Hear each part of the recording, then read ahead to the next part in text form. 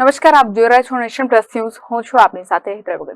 ઉનાળાની શરૂઆત થઈ ગઈ છે અને ઉનાળામાં લોકો પાણી માટે વલખા મારતા હોય છે. ત્યારે નેતાઓ એક તરફ કહેતા હોય છે કે અમે વડોદરા સિટીને સ્માર્ટ બનાવીશું, પરંતુ બીજી તરફ એટલા જ લોકો પાણી માટે વલખા મારતા જોવા મળતા હોય છે. અને એ જ પાણી હવે વડોદરા શહેરના જેલ રોડ, નર્મદા ભવન અને પોલીસ ભવનની સામે જાહેર રોડ પર વેડફાઈ રહ્યું છે. ત્યારે એ જ રોડ પરથી પોલીસ કમિશનર, કલેક્ટર, ધારાસભ્ય, સંસદ સભ્ય, દરેક અધિકારીઓ, નેતાઓ અહીંથી પસાર થાય છે અને એ જ રોડ પર, જાહેર રોડ પર આમ પાણીનો વેડફાટ થઈ રહ્યો છે.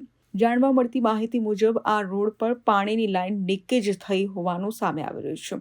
તો શું આટલા બધા નેતાઓ, અધિકારીઓ આ રોડ પરથી પસાર થાય છે તો શું એમને દેખાતું નહીં હોય આ પાણીની લાઈન લીકેજ થઈ છે? પાણીના આમ વેડફાટને લઈને તંત્ર ઉપર પણ અનેક સવાલો ઊભા થયા છે.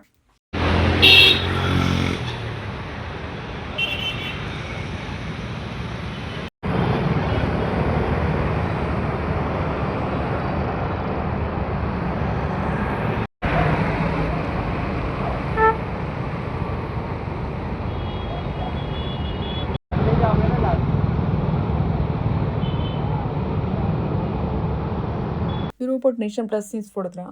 સમાચારોના સતત અપડેટ મેળવવા માટે અમારી નેશન પ્લસ ન્યૂઝની યુટ્યુબ ચેનલને સબસ્ક્રાઇબ કરો, બેલ આઇકન દબાવો અને જોડાયેલા રહો ફેસબુક, ઇન્સ્ટાગ્રામ અને ટ્વિટર પર.